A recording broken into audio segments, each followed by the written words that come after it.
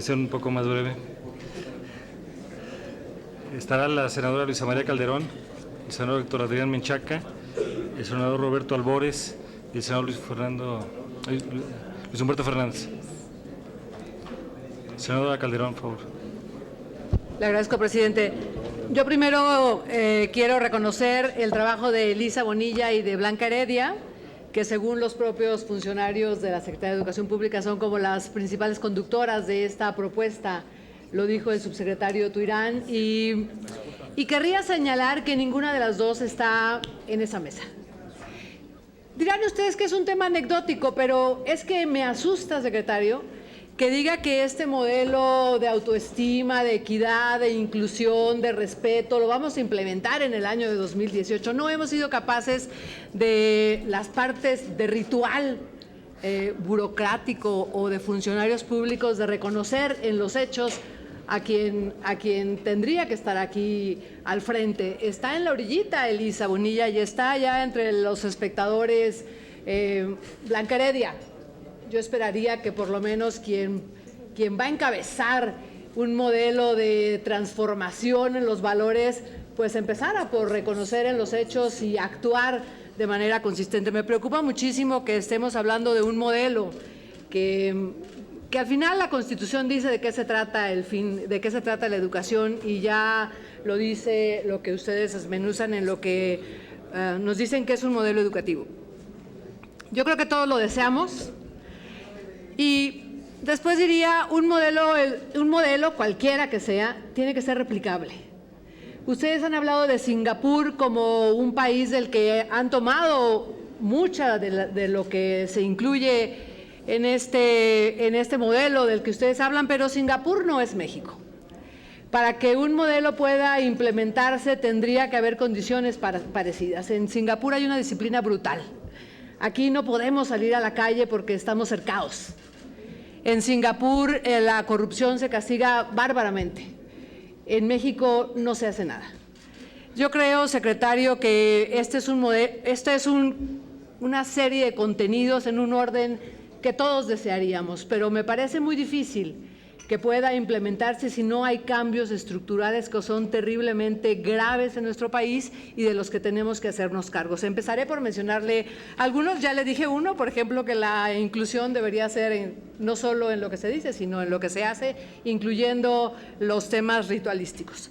Diré algunas cosas. Vino, por cierto, que también es mujer y que no está aquí, la encargada del Instituto Nacional de Evaluación Educativa, y de los resultados que nos dio de la evaluación de 2015 hay uno que preocupa bastante y que es uno de los temas que sí la Secretaría de Educación Pública y este Estado mexicano quiere que las cosas cambien, tiene que aplicarse. La gravísima inequidad que produce la diferencia entre el acceso al Internet y no.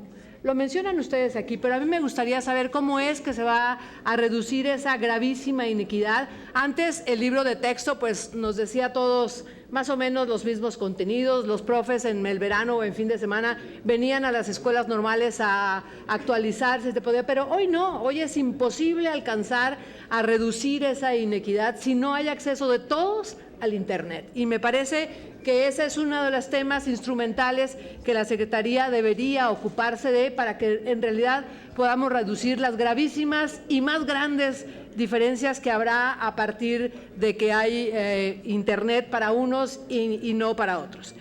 ¿Qué otra cosa creo que hay que modificar estructuralmente para que un modelo educativo cualquiera que sea reduzca las diferencias y pueda echarse a andar? Es el gran peso que tienen en este país las escuelas rurales. Es cierto, en 1921, cuando empezó a hablarse de educación, éramos una comunidad eminentemente rural. Hoy somos eminentemente urbana y paradójicamente las escuelas rurales donde estudian los niños siguen vacías, siguen de multigrado, siguen con los de CONAFE. Por cierto, me gustaría saber qué va a pasar con CONAFE, pero creo que hay que entrar a la realidad y cambiar también el peso que tienen las normales rurales, por lo menos en mi estado.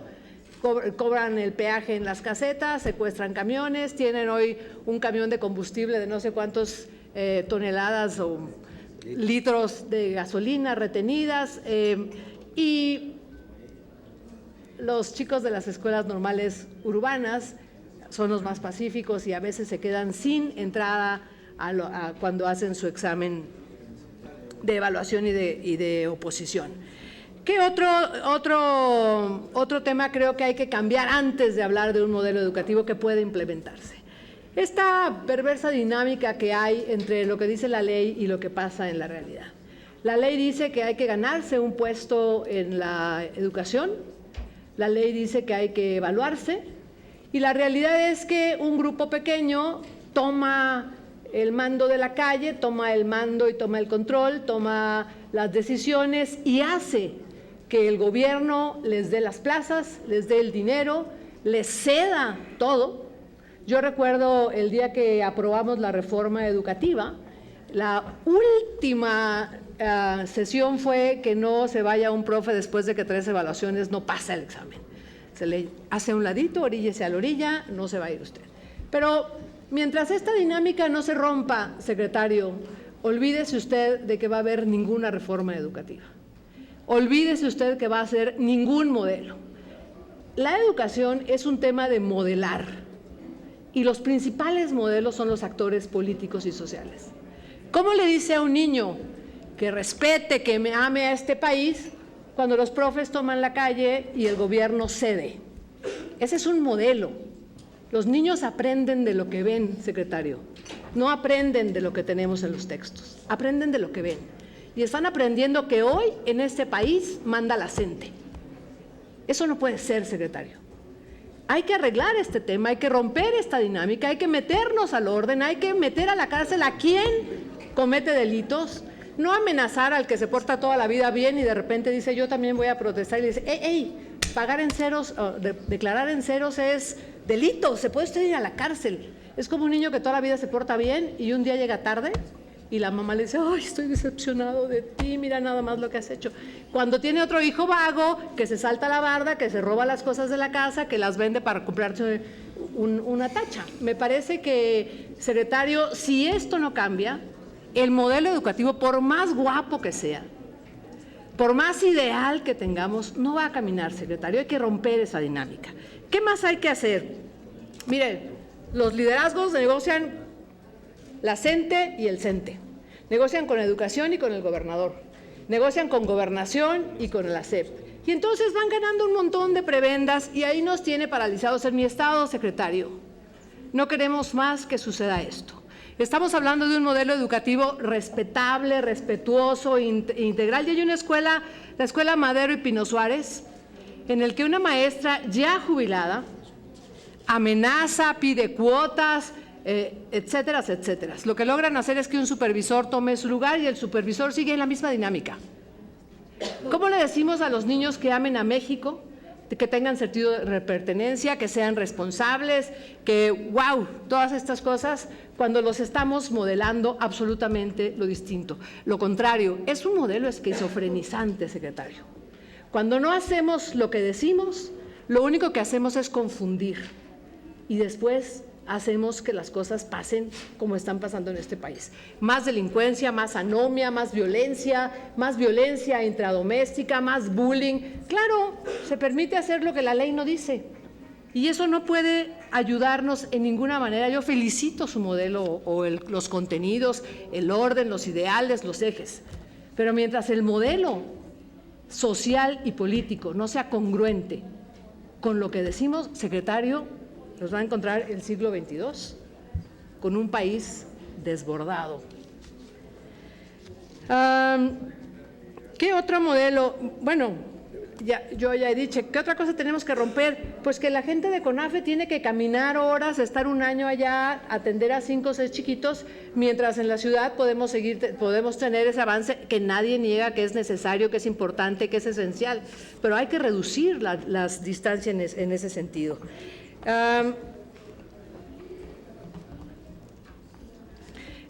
Estamos hablando de un modelo de inclusión, de que los niños y los estudiantes caminen en su desarrollo personal. Secretario, no veo que los niños vayan a participar en la toma de decisiones en la comunidad escolar. Ojalá también puedan participar en la comunidad escolar. Bueno, ahí lo voy a dejar, pero secretario, el contenido de esto que nos propone como un modelo educativo. Nosotros lo abrazamos, por supuesto, sale de la Constitución. Yo insisto en felicitar a las conductoras de este proceso, pero no tiene la manera de instrumentarse. Y el modelo tiene que ver con el contexto en el que se aplica.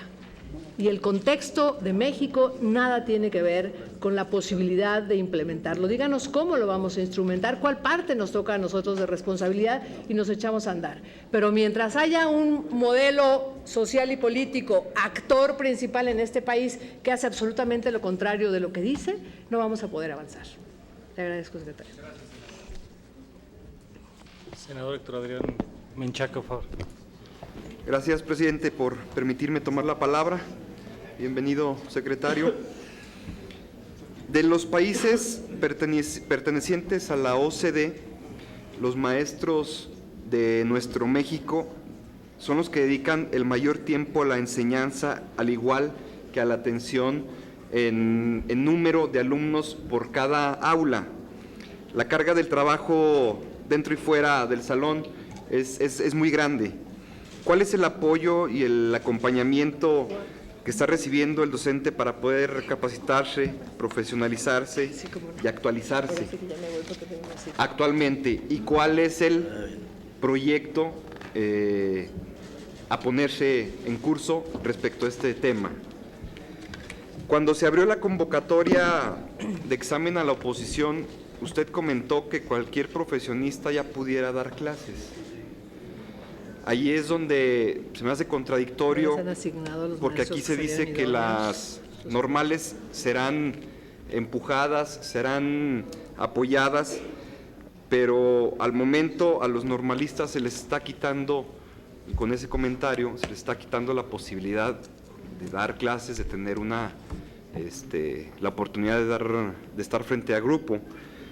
Y un profesionista pues no tiene pedagogía, no le dan psicología, no le dan didáctica, no le dan evaluación. Entonces ahí no entiendo cómo se va a fortalecer las normales de este país.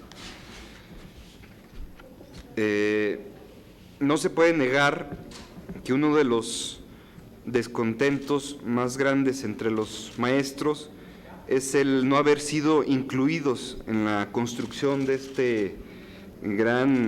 gran reforma educativa, ya que las necesidades que deben de enfrentarse en el aula distan mucho de esta visión que se tiene en esta Secretaría. Opino que es necesario y urgente que se tome con seriedad la propuesta y la inclusión de los maestros. Y usted comentaba hace un momento de esta gran apertura para todos los maestros, preguntar cuándo va a ser ese acercamiento de la CENTE con su persona para tomarlos en cuenta en todas estas opiniones y en este fortalecimiento del modelo educativo y de esta reforma educativa. ¿De qué manera este modelo podrá combatir los valores económicos a los que aspiran ya nuestros niños y nuestros jóvenes, en lugar de aspirar a tener un crecimiento, de aspirar a ser un bombero, a ser un maestro, a ser político? Y lo digo con toda responsabilidad, ahí creo que son muchos casos, cientos de casos, en donde nuestros niños y nuestros jóvenes prefieren enlistarse en los grupos criminales que poderse seguir el camino del bien en el estudio, ¿no?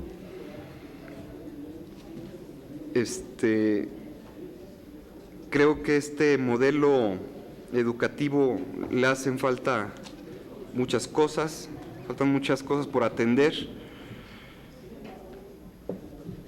¿Cómo contemplar, cómo combatir la deserción masiva de niños y jóvenes de las aulas? La incorporación al ámbito educativo y laboral de los mal llamados niños o jóvenes ninis. ¿O cómo poner en marcha un nuevo modelo educativo donde no se enseñe para los valores del mercado, sino que prevalezca una visión humanista, integral y que enseñe a pensar, a criticar, a proponer al educando desde la perspectiva de los derechos humanos. Son muchos de los puntos. Hace más de un año se retiró del programa las escuelas de calidad. Creo que iban por buen camino. ¿Por qué quitarlas para ahorrarse ese recurso y después incluírselo a abonárselo a este modelo educativo si ya iba encaminado en algo? Y la realidad, puedo hablar por el estado de Zacatecas, la realidad de las escuelas, de la infraestructura, existe infraestructura en algunos de los casos, en algunas de las comunidades, pero lo que faltan son maestros. ¿Sí? Entonces, son varios puntos interesantes, señor secretario, que quisiera que me diera respuesta. Se lo agradecería. ¿Es cuánto, señor? Senador Ricardo Roberto Albores. Gracias. Gracias, bienvenido, señor secretario, y gracias a la Comisión de Educación por permitirme hacer uso de la palabra, y en especial a su presidente, Juan Carlos Romero Hicks. En primer lugar, yo creo que vale la pena felicitar por este esfuerzo muy importante que nos presentan, creo que integral, amplio, de una propuesta de modelo educativo, y también, además de que creo que es algo muy completo, pues también felicitar que esté a debate, que se abrieron las mesas ya hace algunos días en la Secretaría de Educación Pública, que nos informa hoy el secretario que también se consultará a las escuelas en un método innovador, y eso yo creo que hay que aplaudirlo, porque sin duda se llegará a una propuesta de modelo educativo mejor. También disculparme porque voy a escaparme un poco únicamente del tema de modelo educativo para hacer algunas reflexiones, si me lo permiten, sobre el tema. El mundo está cambiando vertiginosamente. Ya lo comentaba el señor secretario, que vemos países ejemplo. 1960 decía Corea del Sur, y aquí me hubiera gustado que estuviera nuestro amigo el senador de Medici, pues igual Henry Saint-Simon en el socialismo utópico hubiera pensado que era una utopía que 40 años después Corea del Sur tuviera 14 veces más los ingresos. Es decir, el mundo actual se rige por la innovación y la creatividad. Los individuos, las familias, tenemos que ser más innovadores y más creativos. Las empresas, hoy las 500 empresas que hace 10 años no existían, están derrocando a las empresas que por décadas gobernaban el capital. Por poner un solo ejemplo, hoy Uber, una empresa que se fundó en 2009, es más grande que General Motors. Y en este sentido, pues no podemos pensar en innovación y creatividad sin una educación de calidad. Y no podemos dejar de ver que a pesar de que tenemos un país que ha avanzado de forma muy importante, y como también lo ha mencionado el secretario en varias ocasiones, no podemos pensar en la educación de 1910 o la de Vasconcelos a la de Torres Bodet, que hemos logrado superar muchos desafíos. También no es una novedad que estamos rezagados, que nuestro país está perdiendo espacios fundamentales en la educación. Mi estado, el estado que desafortunadamente no nos genera orgullo decir que es el más rezagado y el más pobre de este país, tiene el 57% de alumnos con rezago educativo. 51% de la población mayor a los 15 años no tiene secundaria completa. 13% no sabe leer ni escribir. En serio sería iluso pensar que si no mejoramos la educación, vamos a sacar adelante a Chiapas. Por eso yo me atrevo a decir que esta es la gran reforma. La reforma de las reformas, una reforma valiente, que obviamente, pues como cualquier reforma, toca intereses económicos, intereses ideológicos y también intereses de desinformación. Yo creo que nos toca defender esta reforma a todas y a todos. El debate debe seguir. Las cosas no son permanentes, se pueden mejorar. Una frase que a mí me gusta mucho de una urbe europea dice: Berlín en movimiento. El que se detiene se queda inmóvil, no avanza. Y yo sí estoy convencido y me siento orgulloso de haber votado esta reforma, como la votaron la mayoría de los partidos políticos, en un debate amplio. Y qué bueno que sigue el debate, pero que se ha avanzado de forma muy importante en temas no solamente laborales ni de evaluación. Aquí se han mencionado muchas cosas fundamentales, como es este documento, el modelo educativo, como es la Rectoría del Estado. Se ha mencionado aquí pues que ha habido reparos, pues claro que lo ha habido. La idea es seguir luchando, seguir avanzando en esta educación de calidad para las niñas, niños y jóvenes de este país. La reforma que hizo en en la década de los 40, Nehru en India, también tuvo reparos.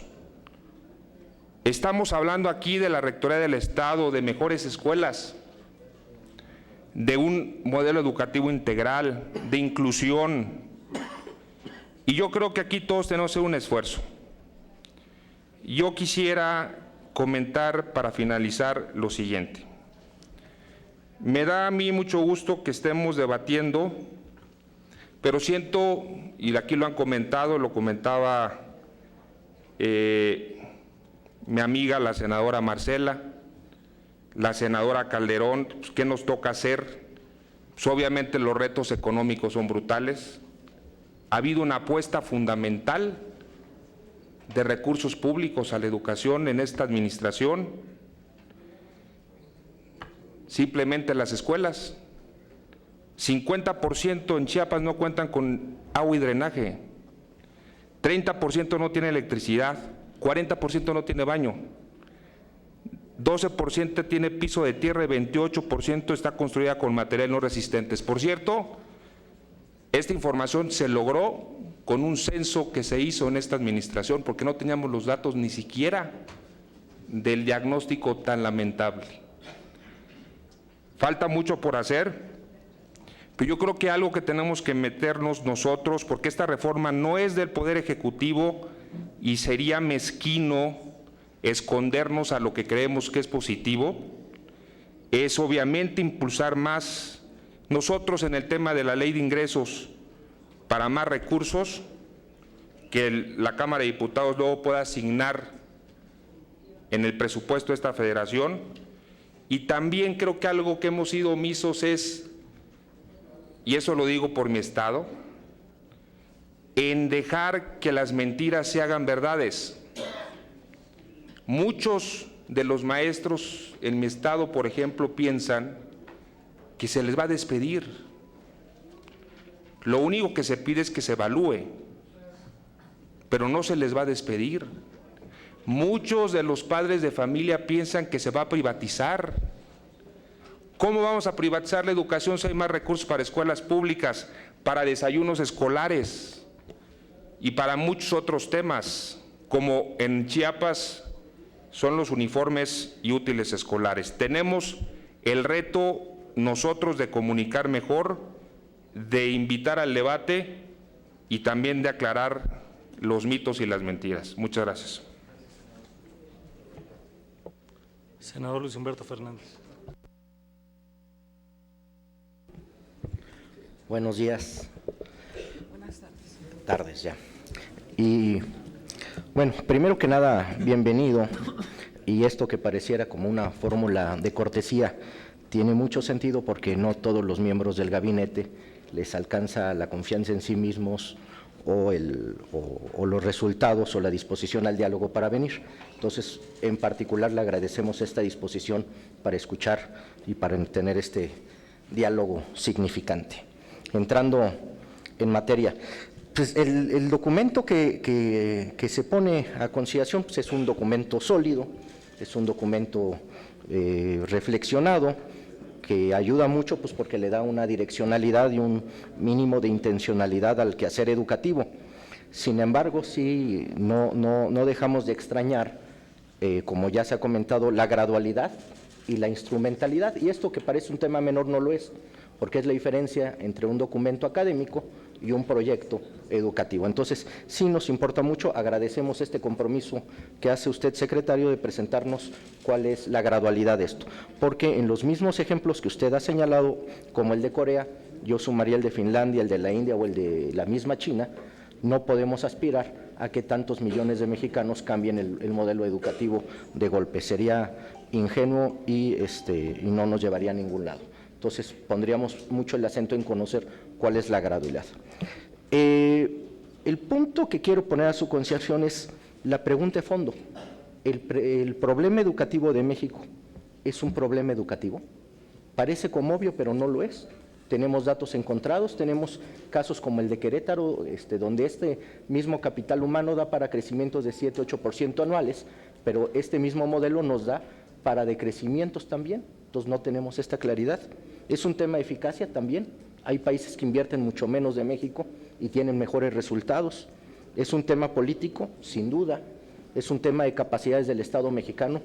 Yo creo que también, pero también creo que es un tema de compromiso. Yo ya no estoy claro si es un compromiso del gobierno federal o una obcecación, porque si veo un compromiso real, yo no veo a alguien sensato mandando a gente con armas para atender un tema de una movilización social por la educación. Esto habla de, pues no sé si canibalismo fue nuevo amigo o de plano una proverbial impericia política, o no veo si hay un compromiso del gobierno federal. ¿Por qué descalificar a los empresarios cuando están teniendo un reclamo que creo que puede ser justo, puede ser atendible o no? Pero se me hace muy grave este discurso del maestro bueno y del maestro malo, o del empresario bueno o del empresario malo, porque esto nos lleva al principal obstáculo para la implementación de cualquier reforma educativa, y es que no tenemos una ruta de reconciliación. Si seguimos descalificando de que hay buenos y malos, pues no vamos a avanzar. Lo que extrañaríamos, y sería muy útil para el país, es ver cuál es la ruta de reconciliación a partir de este debate educativo, que no la vemos hasta este momento. Porque si reconocemos estas diferencias, podemos avanzar. Podemos reconocer que no todas las escuelas de México tienen el mismo desempeño. Y diría, y derechos reservados, Fidel de Medici 2015, los niños de México tienen hambre. Entonces, a partir de esto, nos lleva a otro tema que es fundamental. La escuela no solo puede ser el centro de la educación, creo que nos quedamos muy cortos. Debe ser el centro de la política social, porque si no va acompañada la política social de la política educativa, pues vamos a tener los mínimos que vimos, donde no están los mínimos de nutrición. Sí hay programas, los conocemos, pero tampoco podemos decir que la escuela es el articulador de la política social, y eso creo que ayudaría mucho en los estados que tienen el mayor conflicto, como Chiapas, Oaxaca y Michoacán. Otro elemento que no deja de extrañarme es que no veo en el documento el papel de dos agentes muy importantes. Uno, los directores de las escuelas. ¿Quién va a encabezar los cambios en las escuelas si no son los directores? que en la práctica no están empoderados, no tienen credibilidad, no tienen recursos. Entonces creo que es un ausente importante. Y el otro elemento que no mencionamos son los secretarios de educación en los estados, que creo que también hay que darles un papel relevante. Siguiendo la lógica del documento, me llama mucho la atención también en el tema de logros esperados. Pues la educación podemos hacer muchas cosas, pero la educación sirve para dos cosas: para crear ciudadanía y desarrollar competencias para generar riqueza. Todo alrededor de eso pues, hay muchas interpretaciones. Veo la parte de desarrollo de ciudadanía amplio, pero sin embargo en sus disertaciones de quienes nos expusieron, solamente se mencionó una vez la palabra mercado laboral. Yo veo, seguramente me corregirán, pero no veo el proyecto orientado al mercado laboral. Y esto es muy importante, citando otra vez las diferencias. ¿Para qué va a capacitar a alguien en Chiapas para la industria automotriz si no hay eso?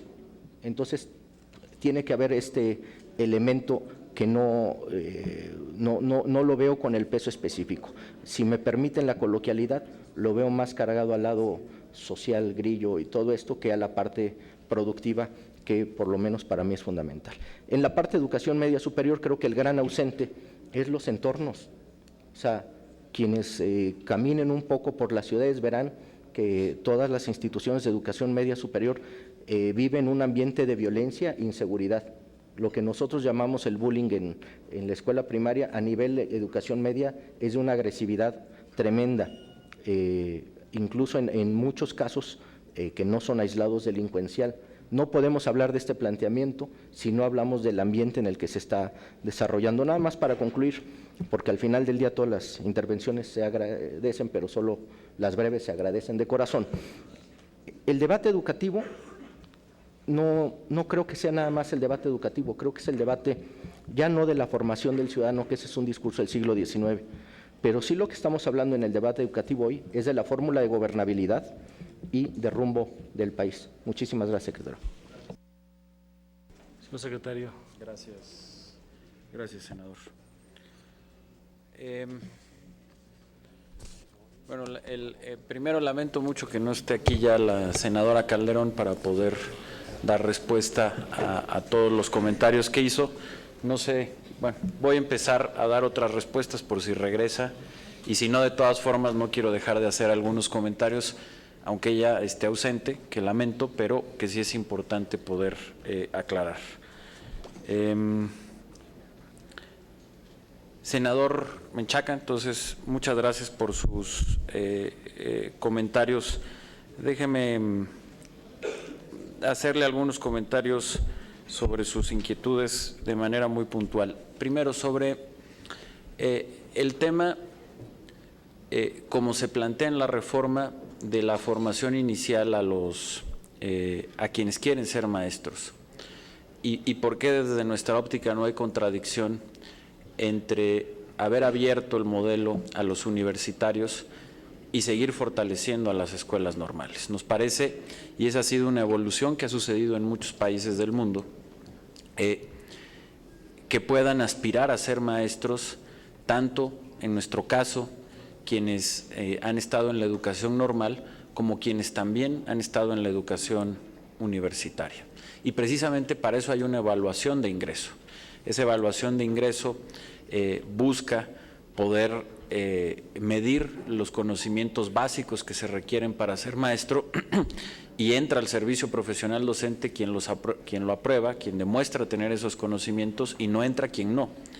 Y por eso cuando decimos que ahora, además de los normalistas, los universitarios, todo aquel con un título universitario puede concursar en el examen, y si demuestra los conocimientos, pues podrá entrar. Y nos parece que esto es un complemento.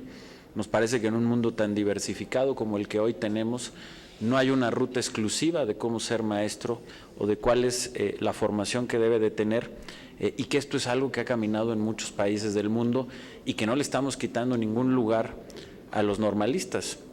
Al contrario, es un proceso más abierto, sí, de mayor competencia sin duda, pero que lo que está buscando es cómo logramos que los mejores, que quieren ser maestros, que tienen esa vocación, lo puedan ser. Y por ello, cuando hablamos de la formación inicial y de cómo está contemplada en este modelo, sin duda las normales seguirán siendo una pieza fundamental, y quien quiera ingresar al servicio profesional docente, ser maestro por la vía del normalismo, que tenga todos los instrumentos y la calidad que ofrezcan las escuelas normales, pero también quien lo quiera hacer por la vía universitaria, que lo tenga. Y por eso hoy el reto, y lo mencionaba hace un momento, porque además ahí puede haber una gran complementariedad, es dónde están las fortalezas de cada quien. En términos generales, en las normales ha habido un mayor desarrollo en la enseñanza pedagógica que en las universidades por la propia naturaleza de cómo era el sistema. Para ser maestro de educación básica, particularmente de primaria, pues solamente podía ser quien había estudiado la educación normal. Y entonces eso excluyó a las universidades de la formación de maestros. Hoy se incluye. Las normales tienen mucho que enseñarles a las universidades en la formación pedagógica de los futuros maestros, que tendrá que ser también una transformación de las propias universidades, que en muchas ya está ocurriendo. Pero en contraparte, hay que reconocerlo, uno de los grandes retos que tenemos con las normales es que el propio aislamiento que muchas de ellas tuvieron del mundo universitario hizo que no tuvieran el mismo desarrollo en los conocimientos disciplinares que sí se ha tenido en las universidades. Y ahí es donde las universidades pueden apoyar mucho al desarrollo de las normales, y que aquí el objetivo que tenemos que tener como país es el fortalecimiento de ambas, el fortalecimiento de las normales y el fortalecimiento de la enseñanza para ser maestro en las universidades, y que como Estado busquemos que la formación inicial en un sentido extendido, es decir, tanto para las normales como para las universidades, sea de calidad. Entonces nos parece que este es un modelo apropiado, es un modelo que es central como parte de la reforma educativa y que hay que ir caminando y transitando en él. La inclusión de los maestros, yo le quiero reiterar el ejercicio que estamos haciendo. No únicamente vamos a platicar con el Sindicato Nacional de Trabajadores de la Educación, que tendremos un foro especial de discusión con ellos, como lo hemos tenido con la sociedad civil, como lo vamos a tener con los pedagogos y expertos, como lo estamos teniendo aquí mismo con ustedes, sino que este modelo va a ir a las escuelas. Y eso es algo que nunca se ha hecho, y ahí vamos a escuchar los puntos de vista de los maestros y de las escuelas que así lo quieran hacer. Va a ser, en términos de lo que ha sucedido en nuestro país, el proceso más grande de inclusión para tener la opinión de los maestros en algo tan importante y tan trascendental. Y sobre lo que usted señalaba de la coordinadora, decirle que hemos invitado de manera formal y públicamente, y yo no he dejado de decirlo, a la coordinadora que participe en estos foros. Yo he dicho que la coordinadora es un actor del sistema educativo, y que así como vamos a platicar con todos estos actores que yo ya he mencionado y he descrito, vamos a tener más de 15 foros, ir a las escuelas, también está invitada la coordinadora. Ellos hasta el momento no han aceptado, y por eso he dicho que es lamentable que la coordinadora se haya autoexcluido de este proceso. Ojalá reconsideren y ojalá participen en estos foros, pero la invitación está abierta, ha estado abierta desde el primer momento, la invitación sigue, pero bueno, la coordinadora es una voz más de muchísimos otros actores que están en nuestro sistema educativo y a los que hay que escuchar y con quienes queremos construir este modelo. Entonces yo reitero, yo lamento que hasta el momento se hayan autoexcluido, pero reiterar, y lo digo particularmente por el comentario, de que la puerta está abierta a lo que ellos tuvieran que comentar de este proceso, y que será una pena que ellos se autoexcluyan como lo han hecho hasta este momento.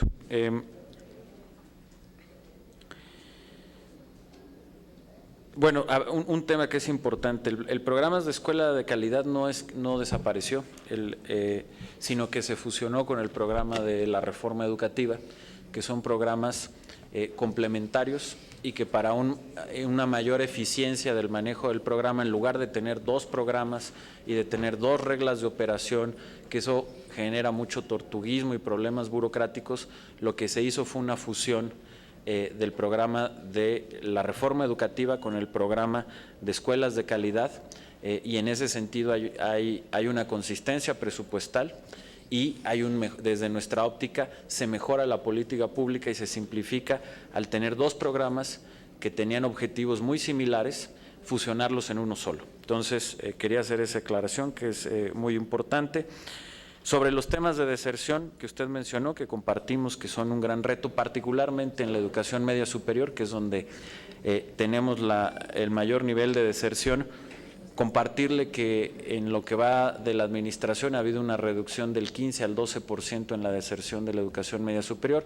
Es mucho lo que nos sigue faltando, pero ha sido el descenso más significativo que se ha tenido en los últimos años, precisamente por diversos programas. Uno, las becas y buscar una mejor focalización de las becas, darle mayor pertinencia a los programas, vincularlos mejor con el mercado laboral, que ahorita comentaré algo más sobre ese tema.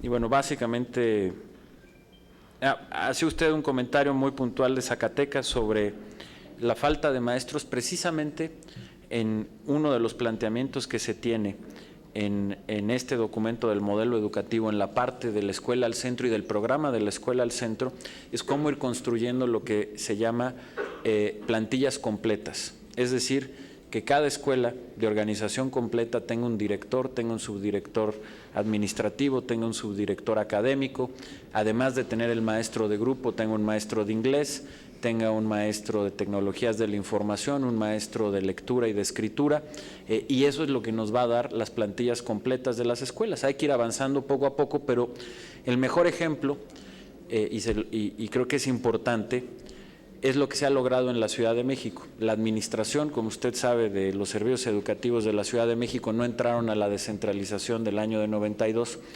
y es la única entidad en que los servicios educativos los da la SEP.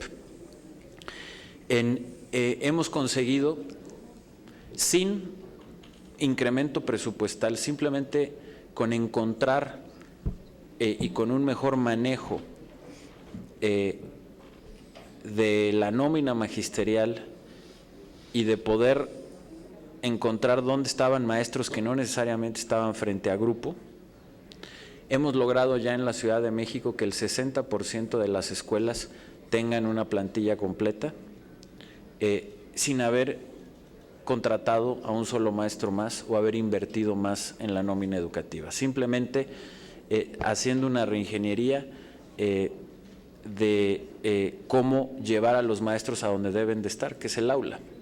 Y estamos en ese proceso en el resto de los estados a través del programa de la escuela al centro, porque sabemos que requerimos que los maestros estén en el aula. Pero antes de pensar en un incremento significativo de la nómina educativa, lo primero que tenemos que hacer es una reingeniería, que en ese camino estamos, de la nómina para llevar a todos los maestros que ya se tienen y que ya se pagan a su función en el aula. Senador Albores, pues coincidir, aquí déjeme reforzar sobre lo que usted planteó, algunos datos que además tienen que ver con algunos comentarios que me han hecho anteriormente. Por ejemplo, el incremento que se tiene en la inversión educativa de 2012 al momento es del 31%. Es un incremento muy importante a pesar de las dificultades presupuestales que todos conocemos.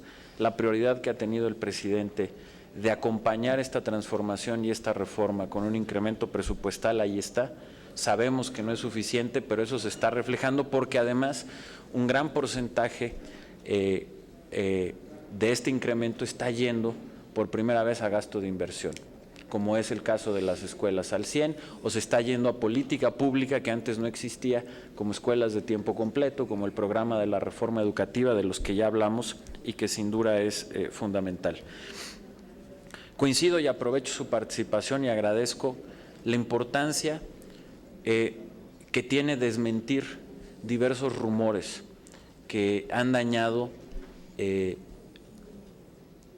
la realidad y la esencia de la reforma educativa y que nos han llevado a un proceso sin duda de conflictividad o de resistencia a una reforma que al igual que usted lo dice, yo estoy convencido que es una muy buena reforma y que es una transformación estructural de fondo y que es el parteaguas para tener un país exitoso en el siglo XXI. Y como usted lo señaló, y aprovecho esto para reiterarlo, por ejemplo, algunos de los rumores que se han hecho, que los libros de texto gratuitos dejarán de ser gratuitos, falso. Los libros de texto seguirán siendo gratuitos como lo son desde 1960 y así van a seguir.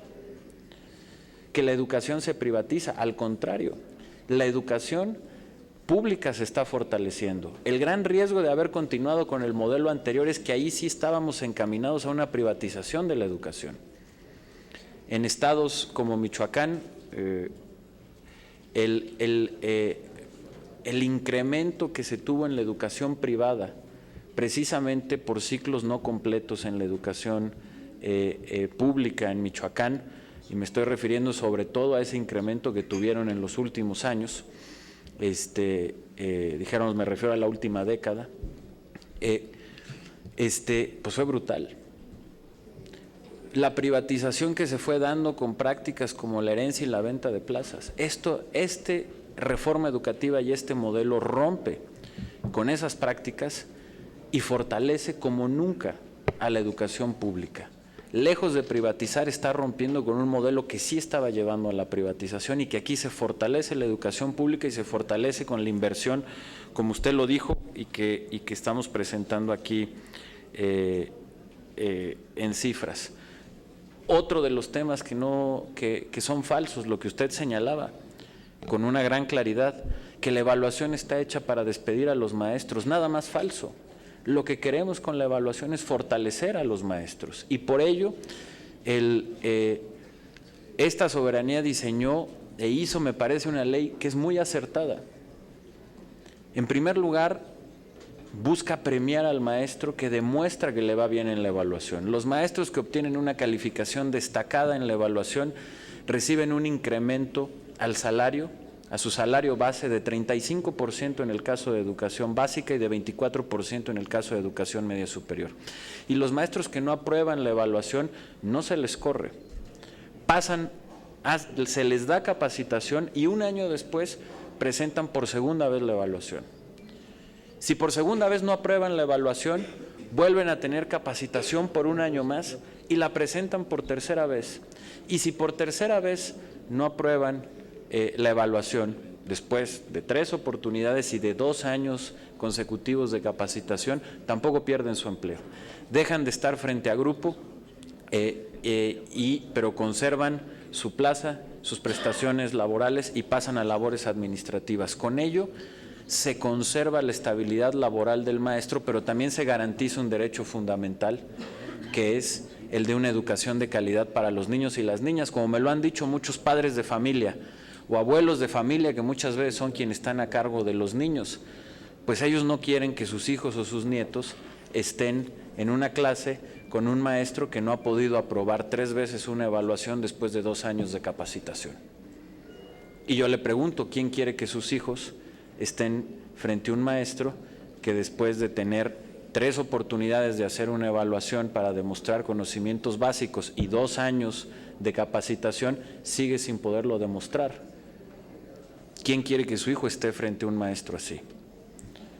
Y por ello deja de estar frente a grupo, pero el maestro no pierde su empleo y entonces esta reforma que aquí se hizo logra un gran equilibrio, un equilibrio de mantener la estabilidad laboral de los maestros y sus prestaciones sociales y laborales con el derecho a la calidad de la educación de los niños, pero además bajo un proceso que lo que no busca castigar al maestro, sino lo busca premiar. Lo que no está buscando es sacarlo del aula, sino darle el proceso y las oportunidades suficientes para que pueda mejorar y para que tenga los conocimientos que a lo mejor no obtuvo por diversos motivos, pero que se le puedan dar a través de la capacitación. Entonces, reiteramos, la evaluación no está hecha para perjudicar al maestro, no es punitiva. La evaluación no es punitiva, es una evaluación noble, hecha para construir el mérito a la carrera del maestro y darle los instrumentos y la preparación que por alguna razón a lo mejor no los tuvo y premia a quienes sí lo tienen. Y creo que esto es también parte del reto de lo que tenemos que explicar mejor, que tienen que conocer mejor nuestros maestros y todo mundo, porque me parece que una vez más el diseño y la legislación que aprobó esta soberanía es muy completo y muy claro.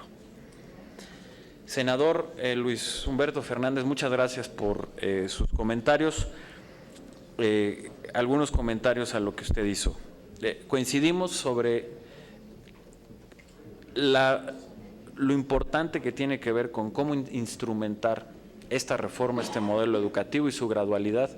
Me parece que, como lo señalé, varios de los temas que aquí están planteados tienen política pública específica con presupuestos y que nos van dando un avance pues gradual de muchos de estos objetivos, pero le reitero que lo creemos fundamental y lo compartimos, que cuando tengamos los documentos finales de esta propuesta de modelo, una vez después de haber hecho esta consulta y de haber agregado y de haber enriquecido esto, estaremos presentando también algo que es fundamental, que es ese documento, un documento muy puntual de implementación, que pueda explicar para cada eje y para cada punto del modelo cuál es la política pública específica que lo va a aterrizar, cómo se va a hacer, qué presupuesto tiene y cuál es la temporalidad que estamos esperando, porque creemos que va a ser un documento fundamental.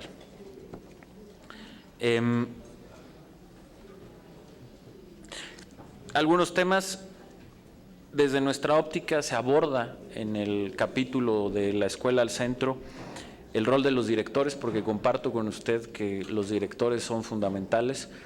Esto lo conocen los expertos, pero además yo le puedo decir que en las visitas que he hecho a las escuelas y en los recorridos que he hecho por el país, las diferencias muchas veces uno puede palpar por qué algunas escuelas funcionan mejor que otras teniendo más o menos los mismos presupuestos, estando en zonas similares de desarrollo económico y social, etcétera. Tiene que ver con el rol del director. Cuando una escuela tiene un buen director, tiene un director comprometido que está trabajando, la escuela sin lugar a dudas funciona mejor. Y la reforma empodera al director, permite que el director, y se aborda en este modelo, pueda cobrar y tenga el rol de liderazgo que requiere, se lo da a los consejos técnicos escolares, que pueda tener el acompañamiento pedagógico a través del SATE, que es otro de los instrumentos que se presenta aquí. Entonces, creemos que está, pero compartimos plenamente y que en todo caso, y nos quedamos por supuesto con la observación de poder explicar mejor y hacer más latente la importancia que tiene el rol del director para que pueda funcionar, al igual que los secretarios estatales. En el último capítulo, cuando hablamos de la gobernanza educativa, lo que estamos buscando precisamente es hacer un reconocimiento de la multiplicidad de actores que hoy tiene el sistema educativo y cómo su coordinación nos debe de llevar a una mejor gobernanza, incluyendo a los gobernadores y a los secretarios estatales, pero por supuesto también con el comentario de que se pueda profundizar sin lugar a dudas. Creemos, y es lo que buscamos, que este modelo educativo sirva a la preparación para un empleo pertinente. Creemos que en la educación básica, por eso es tan importante este cambio pedagógico de aprender a aprender, porque lo que estamos buscando es que en la educación básica los conocimientos que tengan los niños, las niñas y los jóvenes sean una herramienta que les ayude a aprender toda la vida y no simplemente a memorizar o a tener conocimientos que después sean inútiles para un mercado laboral dinámico y que está cambiando de manera permanente. Y ya después en la educación media superior, pues aterrizarlo de manera muy pertinente. Hay varios, tenemos varias políticas públicas que van en ese sentido, como tiene que ver el modelo dual, en donde se hizo un convenio con Alemania, en donde nos dieron, digamos, las herramientas de su modelo dual que ha sido muy exitoso, y tenemos ya formalmente el modelo mexicano de educación dual, ya está funcionando a una escala pequeña todavía, ahorita el reto es darle mayor escala, y es algo que estamos platicando con el sector empresarial, pero es un modelo que ya está funcionando y que está teniendo un gran éxito, precisamente para poder aterrizar mejor en las necesidades del mercado laboral la educación que se da en la media superior. Y bueno, pues finalmente, coincidiendo con usted en que la complejidad de un sistema educativo y de poder construir una educación de calidad incluye varios fenómenos que tienen que ver sin duda con los temas de desarrollo, que sin duda es un asunto político, y que son variables que todas tienen que entrar, y me quedo con el comentario que hace de la relación entre la escuela y la política social. Creo que es un comentario muy pertinente y muy valioso. Pero además de todo eso, como parte de esa solución, tenemos que pasar por esta transformación del propio sistema educativo. Más allá de las condiciones socioeconómicas del país, más allá de la política social del país, el sistema educativo que teníamos, el modelo educativo que teníamos, los contenidos educativos que teníamos, la pedagogía, no iba por el camino que requerimos para enfrentar el siglo XXI, y pues también que la educación es parte de una política económica y parte de una política social.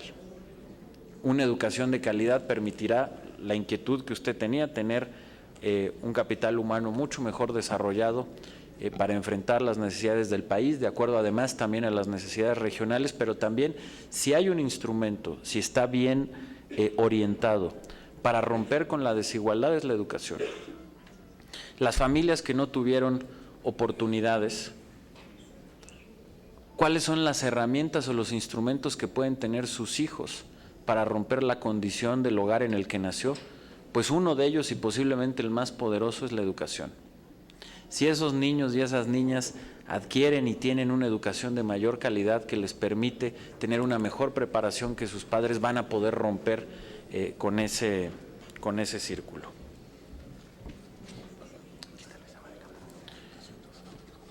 Muchas gracias. Y justo agradezco a la senadora Calderón que haya regresado justo a tiempo para poder hacer algunos comentarios a los planteamientos que hizo. Primero, y esto es importante poderlo aclarar, senadora, no únicamente me sumo, como lo he hecho en muchas ocasiones, al trabajo que ha hecho Elisa en toda esta propuesta, que ha sido clave y fundamental y que por eso está aquí, y agradezco mucho su presencia. Pero incluso yo no sé, porque creo que es importante, no sé si la propia Blanca quiera aclarar por qué no está sentada aquí y está sentado allá, porque el papel que yo agradezco mucho que está realizando el CIDE, senadora, y que está realizando Blanca, es precisamente el de ayudarnos a través de un modelo que ellos desarrollaron, el de poder sistematizar todo el análisis y los comentarios que se hagan a este modelo para enriquecerlo. Y por ello Blanca nos está acompañando junto con todos los expertos del CIDE a todas las mesas y a todos los foros a los que vamos, porque están haciendo este trabajo. Sin embargo, el CIDE y Blanca pues no son parte de la autoridad educativa ni están presentando este modelo. Ellos nos están ayudando con esa sistematización y nos están ayudando con ese proceso en la Secretaría Técnica que hemos formado. Entonces, haberle invitado a que estuviera sentada aquí, pues hubiera sido no correcto, y además estoy seguro que Blanca no hubiera aceptado. Claro. Entonces, creo que era importante aclarárselo, porque ese es el motivo. Segundo, yo creo que no hay que exagerar, o sea, a ver, el tema de Singapur, por ejemplo, en ningún momento, y sí me gustaría aclarárselo, se está diciendo que nosotros hayamos tomado este modelo de Singapur o que querramos o que hayamos copiado el modelo de Singapur, nada más lejano a ello. Sin duda hay muchas experiencias exitosas que se tomaron como referente a partir de un análisis de política educativa comparada. Singapur es uno de ellos, Corea del Sur también, pero fue mucho más diverso. A lo mejor la confusión viene a decir que este documento, que se llama Los fines de la educación, existe un documento similar en el caso de Singapur, porque es un ejercicio en donde ellos, al igual que lo que queremos hacer nosotros, de una manera corta, simple y rápida, puedan plantear precisamente cuál es el ciudadano que se quiere formar y que esto llegue a un público más amplio. Pero estaríamos muy lejos de querer copiar el modelo, y precisamente por las mismas razones que usted mencionó. Las condiciones o las características de un país como Singapur, mucho más pequeño que México, de un contexto económico y social y cultural distinto, no son equiparables. Entonces sí, también quería hacerle esa precisión. Bueno, tampoco está la doctora Silvia Schmelkes, presidenta del INE, porque aquí se nos ha invitado a la Secretaría de Educación Pública, y le recuerdo que, como lo aprobó este Senado, el INE es un órgano constitucional autónomo, en donde ustedes han tenido muchas oportunidades de platicar con él, y por supuesto con Silvia. Si en algún momento nos invitan de manera conjunta, estaremos muy contentos, pero ella no es parte de la Secretaría de Educación Pública, es un órgano constitucional autónomo, y por eso el día de hoy no está aquí. Dos comentarios adicionales sobre lo que dijo. Acceso a Internet fundamental, senadora, lo compartimos. Desafortunadamente, como país, llevamos más de una década con proyectos absolutamente fallidos de cómo darle conectividad a Internet a las escuelas. Y eso nos ha llevado a hacer un replanteamiento de cómo se tiene que hacer la conexión a las escuelas, que estaremos presentando próximamente, en donde en una primera etapa vamos a conectar y a garantizar una conectividad de calidad para los procesos educativos a 42,000 escuelas que tienen el 86% de la matrícula de educación básica. En cuanto presentemos esto, se estará conociendo y usted conocerá los detalles, pero es muy importante que finalmente como país podamos lograr ese reto después, como le decía, de una década de proyectos infructuosos y fallidos para poder conectar a las escuelas. El modelo, como usted sabe, en el eje 4 aborda los temas de equidad e inclusión, en donde se perfila precisamente cómo podemos lograr y llegar a las escuelas rurales, que compartimos la necesidad que tienen de integrarse a un mejor proceso educativo, y por supuesto todo el rol que en ello tiene CONAFE. Y por último, sobre diversos temas que comentó, decirle que precisamente esta reforma educativa y este modelo educativo lo que buscan, y será un proceso, y es un proceso complejo, pero que va en esa ruta a romper todo lo que usted señaló, y que son los vicios en los que se encontraba la educación y que se agudizaron en la última década de este siglo, y que fueron los problemas precisamente de la pérdida de la rectoría del Estado en materia educativa y de haber entregado la educación a intereses que no eran los del Estado y los intereses pedagógicos y de los niños, haber sepultado el derecho que tienen los niños y las niñas a una educación de calidad para favorecer otros intereses. Y eso era algo que como país teníamos que romper. Y precisamente por ello se hizo esta reforma educativa, para poder transformar eso, que fue un problema que se acumuló en muchas décadas, pero que se agudizó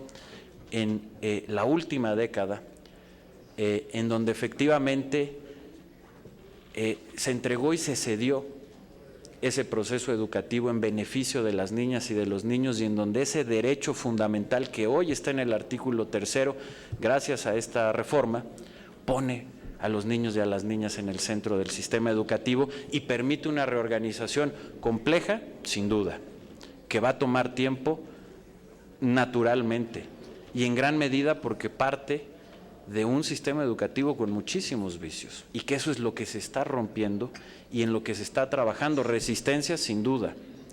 ¿Que es sencillo? Por supuesto que no, pero que se está en el camino correcto y que se está haciendo esa transformación cuando antes íbamos por el camino equivocado. Yo creo que ese es el sentido de esta reforma y lo que se está buscando con este modelo educativo, senadora, que sin duda es un modelo ambicioso. Creemos que no se puede pedir menos para México, que no se va a poder implementar de un día para otro, pero que es importante tener esa ruta clara, como ya lo dije en algunos otros comentarios, poder precisar dónde están las prioridades, cómo construir las políticas públicas, los programas, los financiamientos e ir construyendo juntos entre todos este modelo que requiere el país para poder ser exitoso en el siglo XXI y que nos permita romper los vicios que se fueron creando y que impedían el poder tener una educación de calidad y que podamos atender ahora sí como nación, bajo un proyecto coherente, estructurado, con prioridades claras, los objetivos que todos queremos, que es que finalmente haya una educación de calidad. Muchas gracias. Gracias, secretario. Tengo todavía varias peticiones de intervención y les vamos a agradecer paciencia. En el siguiente bloque tenemos al senador Sofío Ramírez, al senador Víctor Hermosillo, a la senadora Marta Palafox y al senador Raúl Morón.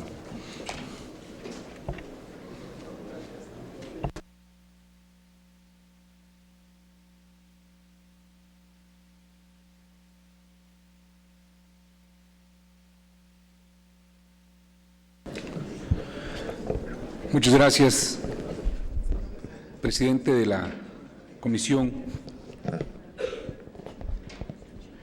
He escuchado con atención los diferentes planteamientos y tengo interés en hacer algunas reflexiones, no nada más en mi responsabilidad de senador de la República, sino como un mexicano que no me platican, no me cuentan el tema de la educación y con sus carencias ancestrales, porque finalmente, pues ese es mi origen. Yo ahí crecí, ahí me formé y orgullosamente vengo de escuelas públicas. Y aún con todas las carencias, aquí estoy aportando mi esfuerzo en la responsabilidad como representante popular, y creo entonces que es muy importante quitar el estigma de una condición antisistémica de lo que es el modelo educativo. Yo hubiese querido escuchar estos esfuerzos desde mis tiempos de estudiante, de adolescente, para poder participar, y sin embargo no se encontraron esos momentos. Independientemente de los sexenios de gobierno, y repito, sin línea política, esta república la gobernó el PRI y por 12 años la gobernó el PAN, y hoy lo único que tenemos es una realidad donde la reforma educativa pone